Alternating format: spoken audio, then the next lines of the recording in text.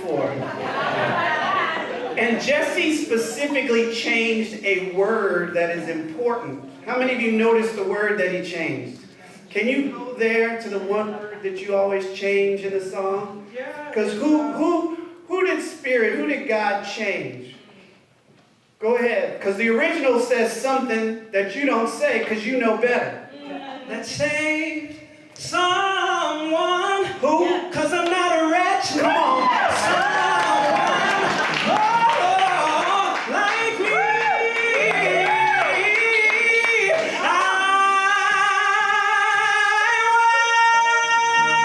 All the way, come on.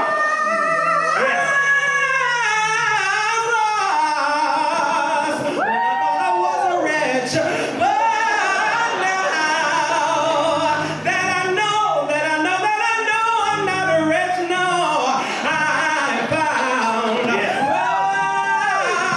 was blind,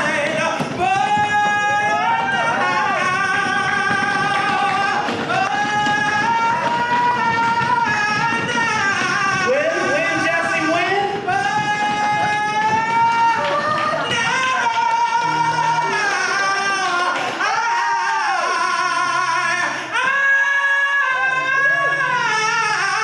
See,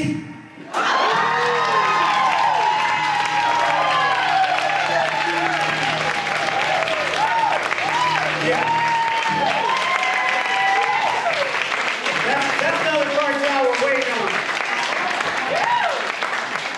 We can't do anything halfway. And see, there's a wonderful teacher named Brother Ishmael Tete, who many of you know, and I was on social media a little while this morning, and Brother Ishmael said something about, it was just real, I wasn't sure what it was at first, because sometimes you see the text before you see the images when you scroll through Facebook, and so the comment that he had posted was something to the effect of, if there is an original sin, that there must be a flaw in the designer.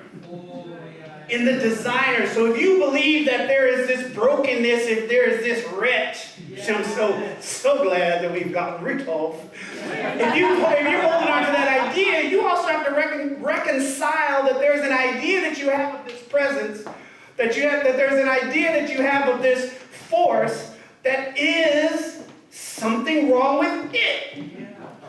So let's re-qualify that. Let's change it. Let's get an idea of this presence, not defining it on us, because we see our growth, we see our growing edges, we see our challenges, we see the opportunities that we have to be a better human society, right? And so for far too long, humanity has defined the presence based on itself instead of looking at it in its wholeness, in its perfection, in the ways that it continues to provide, and then said, okay, well, if it's that way, then shouldn't we be that way also? Shouldn't that be the reality of us? And so then when we do see a flaw, meaning, or even if we look at the higher idea of what sin was supposed to be, instead of how we looked at it, was just simply a term sort of out of archery and looking at a target, and simply the idea of missing the mark.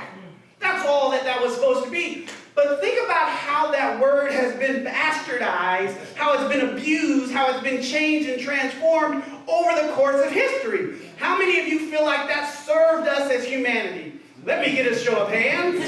Seeing none, that idea is adjourned, right? So look, I've got some stuff going on with you, and I have a feeling that there's a part of this that initially when I start talking about it, you're not going to like. So just go ahead and accept that now. I've accepted it because I wasn't sure why I was going to be talking about it. And then I walk up outside and Jessica brings an idea for me to something that's on her heart, and I'm like, yep, definitely talking about that today. And so the theme or the talk title that I'm speaking to is simply this: Seeing in 3D awakens the soul. Now, some of these D's, as I sat with them before, I've brought them to you in other forms. And so I'm realizing that the longer that I'm here, the more I'm doing something that I realize that Reverend Michael has done many, many times. And the reality is, almost every Sunday or every time I hear Reverend Michael speak, he's saying the exact same thing. Absolutely nothing new. He's been in ministry and teaching for probably 35 or 40 years, since he was about 6 years old, he says. Right? Come on, I can't do that to him, right? If that's how he says it, that's how we say it. So, but the reality is, there are some things that we really have to address, and unfortunately, we spend a lot of time not navigating through some of the things that happen to us every day and all the time. And I really believe that if we will take the opportunity to look at life, to look at the world in 3 dimensions, in recognizing these 3 Ds, I believe that it's going to change your entire experience of reality. No pressure there, right? And so here's the thing. With the word that Jesse brought forward, it starts us with something that's really important to me. Now, I was in a class yesterday in ministerial training, a workshop, wonderful class, and it's been really interesting, the hours. It's been, what is it? It's been almost less than 24 hours now since we started that class yesterday, but we had a little workshop on Friday night as well. And my language is already changing because of being in the workshop. So forgive me if at some point I say something and I'm like, I don't say it that way anymore. Because what I'm realizing is how important precision is in terms of communication. Right? So it's so essential in how we hear each other and how we are heard. How we hear each other and how we are heard. Notice I'm not speaking yet on the part of communicating. It's more important how we hear than how we speak, because we should spend more time listening. The saying goes, we've been given 2 ears and 1 mouth, so we should spend twice as much time listening as we do speaking. Anybody want to agree with that? Yes. Yeah, because, there's just so much going on. So if that's the case, how do we figure out how to navigate this world? In this world, there is violence. In this world, there is just darkness and sadness. In this world, there is pain. In this world, there are so many experiences that we would not choose, and yet they are. So we have the opportunity to stop resisting what is, and also to requalify and change it. So many of our definitions and how we move through the world are challenging reality. And I don't mean in a good way. They create challenges that don't need to be there. I remember when Jesse was last at Agape, he was singing this same song, Amazing Grace. And if you know the history of the song as an African American, you've got to make more than just a single word change, because the song is written, if we sing the first verse and the song is written by someone who probably really didn't love African Americans at the time. They weren't even called African Americans at the time. And so there's just some energy that comes along with it. But the way Jesse sings it, the way he embodies the song, gets to the spiritual principle that's in the song, which is grace. Everyone say grace. Grace. Grace, when you're talking about this idea, that's right. You know how we get down when you feel it. Grace is this concept and an idea that no matter what you do, you could not earn your existence. You could not really earn life itself. You know how precious life is. Now just think about what you could try to do to earn it, to earn the gift of life.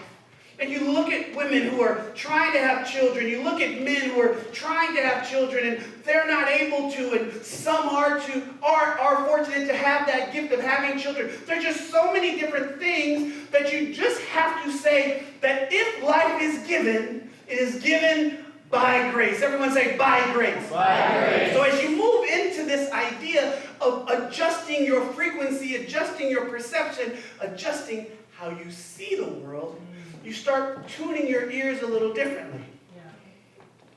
I live 1 mile away from the intersection of Crenshaw and Slauson.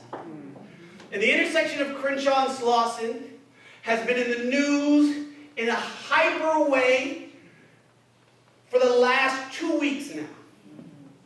Many of you heard that a musical artist, an activist, a community contributor by the name of Nipsey Hussle, publicly known, Aramis Joseph, Ashkodod is his given name. He was born into a neighborhood that was infested with criminal and gang activity, along with families and businesses and communities and school. That's where he came from. And now he's no longer here with us in the physical, and the community that he served is struggling to reconcile with his murder. I wonder if a couple thousand years ago, estimated about a week from now, that there were 11-ish plus disciples struggling to reconcile the crucifixion of their teacher, Yeshua. Notice the change that I'm giving you from jump. I'm not really big on people changing my name. I'm really big on giving back to people the name they give me. Sometimes I'll apologize when I don't remember names. But to change the name to Jesus completely removes the Middle Eastern or Near Eastern aspects of the man. So you remove him from his culture. That's problematic because you lose the traditions, you lose the concepts, you lose the language, because we're going to get into language. And what I spent yesterday doing is taking on the teaching that was the Sermon at the Mount in Aramaic from a teacher, Dr. Rocco Errico. So look him up if you want to learn more about how the translation of this book that has made such an impact on the planet has been shifted and utilized. Dr. Rocco Errico. Now, he's brought to me by one of my other teachers, Reverend Dr. Joanne Coleman, who has slowly over decades continued bringing forth that teaching and that language and how essential it is. So we were talking about death, and death is the first of the 3 Ds. How many of you struggle to deal with death? It's okay if you look around to see if anybody else has to raise their hand. How many of you are struggling within the last 5 years to still deal with the movement of a loved one or friend or family members outside of this physical realm? I don't know that I'll ever get over my father's transition. It's 5 years ago this year, but I'm still doing the work and reminding myself of this idea. The idea of death is not what we've been sold. It's not what we've been taught. It's certainly not what we've been told. Death is a part of life. If you think of death and you don't think of life, you're missing most of it. It is your value, your love of people, it is the love of the students of Yeshua that has brought about this teaching that so many people love. It is the love of the purity of the high form of love itself that has brought forth so much. Another new thing that Reverend Joanne dropped on me that I can't escape is this idea of unconditional love. She is so adept and so smooth at changing your whole mindset. In a class many years ago, she taught us that if you could just, like the needle on a record is my way of using it, if you could move your thought process just 1/16 to the left, if you could just get yourself out of the groove that you're in to 1/16 to the left, it'll change everything. If you like DJs or if you've ever heard a record scratch, you know what it's like not to have it move to the right groove. And sometimes that's how we're living. And some of us, that's our relationship with death. Some of us are constantly trying to figure out the why of a murder, of a child dying, of a drowning, of a suicide attempt, of all of these things, of wars and rumors of wars. And being in America, we're so encapsulated because we've been given, almost everyone in America, all of us, even those of us that are primarily of European descent, have lost what our indigenous ancestors knew that we don't think about anymore. That in some ways, many teachings are that death is just like swimming in the ocean underneath, and your life is about as long as popping up, taking a deep breath, and going back in. Just, that's all it is. You're not born in the idea that means that you never existed prior to what we put on your birth certificate. First of all, unless you are a preemie, we know that you were alive at least 9 months before that. Right? The cells that created you were in your mother's womb for many years before they met the sperm that would come together and begin to multiply. So let's start thinking about this thing called life. I'm not trying to make you older. I'm just trying to... Come on, Stephanie, come on. I'm not trying to make you older. I just want you to get out of this lie that we call time. Yes. Somebody asked me earlier today, social media, if I could tell them about truth. Or they said it on their page, and of course I answered, and I talked about truth being this changeless, eternal reality. It's an idea that is and always is. So when we talk about a personal truth, it's really just a more modern way of saying an opinion or our perspective. But there is a truth that never changes and always is. And one of them is that time doesn't exist. Time is no more essential to you than miles and meters, because it's simply the measurement of a planet or us moving through space. That's all time is, and you and I have given it way too much priority in our lives. Way too much priority. Right? I mean, the farmers, it's so important that they are aware of seasons and the changes and the transformations, because we want the harvest to go down at the right time. We want to know more about the soil and when it's optimal. We want to take the plants and harvest when it's the right time. We don't want to take it too early. We don't want to rot on the vine. So that's good use of time. But when we start using something like too old and too young, meaning really our children are way more mature than we give them credit for. Our children come with none of the baggage that we come with, and so we don't even have to put the fears and the worries and the anxieties upon them. We just have to guide them. That takes us into our next D. Now this D I struggle with, and I talked about it before when I struggled with it. So you get 2 D's for the price of 1. The second D is discipline. Yeah, I know. That's the same thing for me. Because when I grew up, the way discipline was used is another one of those things that's out of its original idea. See, I've become more fascinated by the etymology of words and language, because I really believe, sort of like the game telephone, the teachers are on one end of the room, the students are all the way on the other end. I really feel like some of the communication and the language, our hearing, again back to hearing, is confused along the way. We lose the high idea that is trying to be communicated. So the idea of discipline, I actually completely do not like. That the word discipline has been used to mean punishment. That's not what it's meant to mean. And so parents have also, in embracing that, embraced an idea of punishing their children. When really, discipline means to instruct. It means to guide. It means to inform. The musicians that we have, Jesse's over here playing right now. It's just amazing because I see him do that sometimes. I see other musicians. David Neal at Agape does that. I see Rob do it sometimes when he's on his bass. I see David playing with his drums, and they have a whole song going in their head. We can't hear it.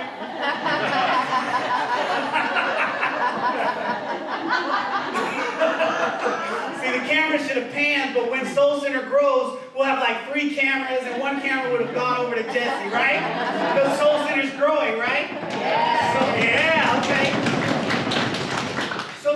So the instruction in that D of discipline is trying to get us to be guided. So if someone wants to become a master musician and be like the greatest guitar player in all of Orange County and all of Southern California,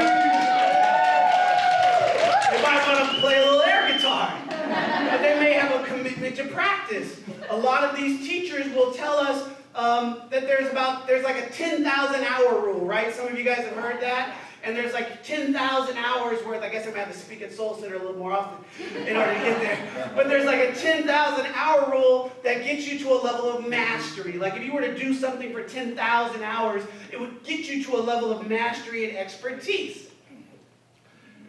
But that's the discipline that we're talking about. And that's the discipline that I'm inviting you to take on in your spiritual practice. It's too easy for us not to meditate. It's too easy for us not to really grow in prayer. It's too easy for us to be triggered by a word like God because of how we've seen it used and abused and bludgeoned on people. Yes. Yeah. So I've got a new word for you that yesterday was given to me in terms of the Aramaic, in terms of what they're really trying to convey in the language. It's the self-existent one. The self-existent one. Meaning it, in and of itself, its existence is sourced within itself. Basically, it is. So when you see things like Amen, and a lot of times when you see things translated, there are many different other names of God that are presented through the Bible that have been reduced to God. That is not precise enough, even to the translation from the Aramaic to the Latin to the Greek to English, which is a rough way to go. It's a rough way to go to get to an understanding of an idea. Yeah. I mean, it just wouldn't be the best way. It's just not. Nope. And so when you look at this idea of discipline, and you, of course, can contrive the word disciple from it, but it's simply, if discipline means to teach, then of course, disciple is student. That's it. All right, we're done. It's that complicated. He had 12 students that were named that traveled with him, he being Yeshua, right? But there were thousands that were talked about. He traveled all over the place talking, just sharing the good news, just sharing it. And even on today in the Christian tradition is Palm Sunday. It's his entrance into Jerusalem in celebration, having no clue about what's coming in terms of what's been written.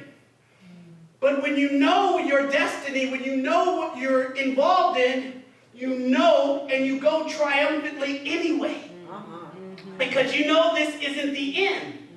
Now, most of you, because you live in Orange County, spend very little time thinking about South Central. No judgment. It's just what it is. I don't spend much time thinking about Beirut. I just don't. There's no judgment there. I don't spend much time thinking about Bangladesh. That's just not my mode of operation, right? So there's no judgment.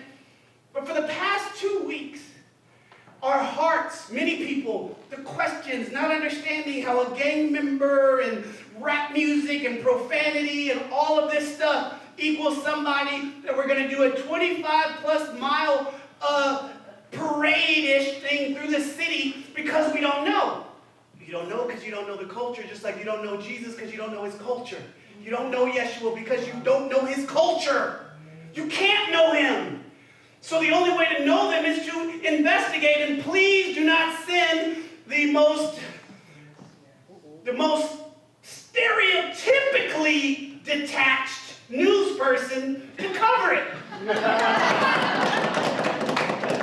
Do not send a helicopter pilot to report on a mob of people. It's not a mob of people.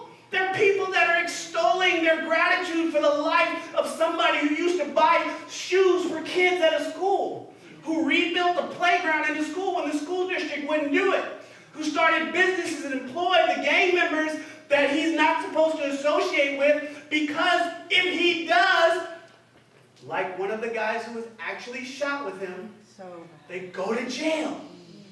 because they've enhanced the penalties for being a gang member at any point in your life. And you can do a 20-year time frame in prison and still get punished because you have a job working for a former gang member. You have absolutely no history of any sort of violence. It's so unfortunately complicated because they don't really want to solve these things. They just want to continue to try to control it. Solutions are not manifested that way. But if we would instruct, the schools in these communities are not the schools that most people with money would send their students to, and that tells you enough. The idea that people would not trade places with these people is not because of what the environment is, it's what the environment became. It's not a sustainable, loving environment where people can walk up and down the street and go to the grocery store. This is not just South Central, it's Chicago, it's Watts, it's all over the place. It's Miami, it's India, it's all over the world because we know what this is. So what do? It's our third D. If we come to a harmony and understanding with death, right? If we just kind of recognize that it's inevitable, there's lots of work that we can do around the concept of death, but if we just change the language a little bit and just say, one has transitioned into human existence, and we've seen this, and they transitioned out of human existence, and we recognize that we're the ones struggling with it. We're the ones struggling with not being able to touch them anymore. We're the ones that's struggling to remember what their face looks like when we close our eyes. We're the ones struggling to remember the sound of their voice or having a replacement for them because while they were in our lives, they were the person that we went to, and now that they're not in our lives, who do we go to? We go to the source. We go to the one that sent them into our life in the first place. Or in the case of having a family unit that wasn't healthy and nourishing, we go to the one that allowed us to get to a place where we could see that. It was always the divine anyway. It's always God as us. God as a mother, God as a father, God as a sister, God as a brother, God as a social worker, God as a police officer, God as the FBI, God as the CIA. The highest idea of what this could be is what we have to hold. And death is a part of this journey. It's just in the ocean. It's a deep breath. Everybody take a deep breath. And then it's an exhale. Everyone exhale. That's eternity. You just experienced a moment of eternity. It's not just a second or 2 seconds. It's eternity. That's all that is. And so the shift with discipline for me was devotion. So we're still on the second D, devotion. So if discipline doesn't work for you because it's kind of changed, devotion is a love. It is a love. It is a love. It is a love. We do these things because we love it, because we love them, because we love ourselves. And here's the final D, discernment. It is essential that you have an ability to separate the wheat from the chaff. You've got to be able to separate the part that nourishes you and the part that should be recycled. You don't have to throw it away. You just recycle it back into the earth. When you eat the carrot, I'm not enough of a food person to know whether or not I should take the green stem and eat it, but I don't really see Bugs Bunny eat that part, so I choose not to. I know he's a cartoon character that somebody drew, but I'm going with it. But you could recycle it back into the earth and into your garden, and discernment is the key. Your ability to look at the media and not be fooled into being confused about ideas because you understand that they have a driven purpose. The purpose of the media is not to inform. It has not been to inform ever since they started being driven by commercials and sponsors. That's the problem with the form of it, but the blessing of being alive today is that you have multiple media sources. So before you post all those crazy stories, go see if you can find multiple testimonies to confirm that that's the right idea. Yeah. Just do some checking, right? Just a little bit of checking. But also diversify your media.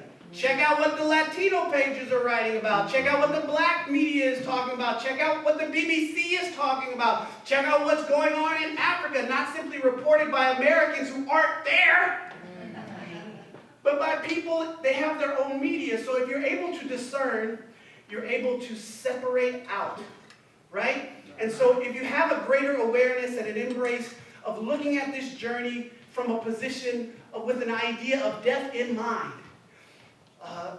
In the scripture, it often talks about, I die.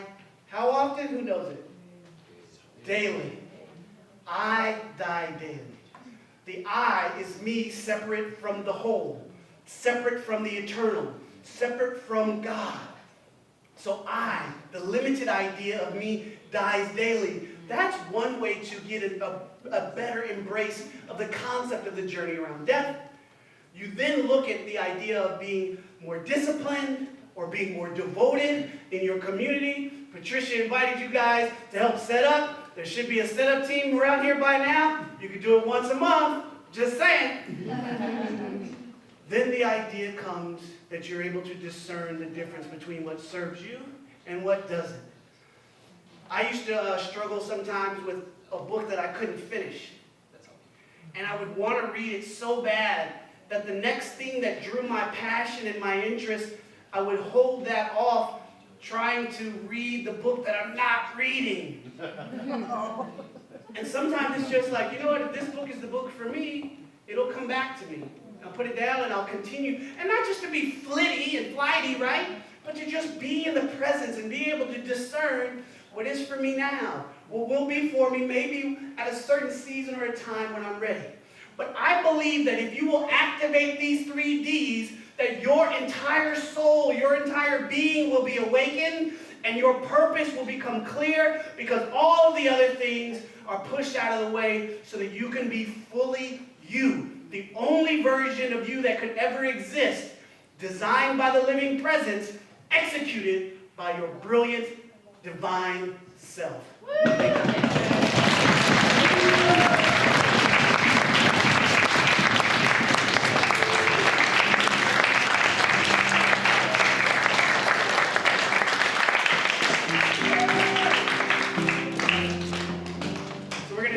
At the same time. You're going to begin to get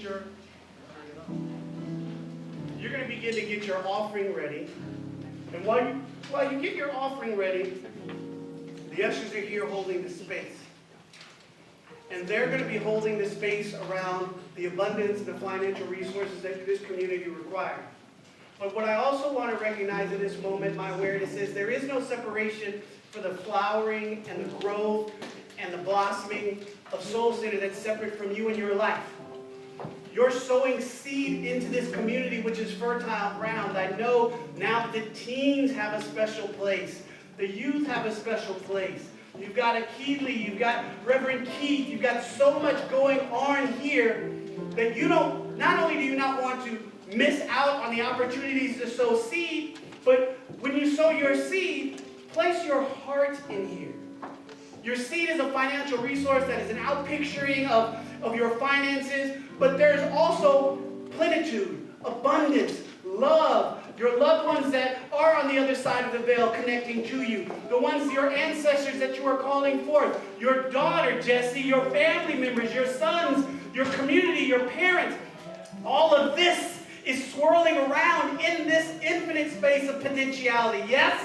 Yes. So as the ushers go forward, I'm also going to speak a word of prayer for you. Ushers, go ahead.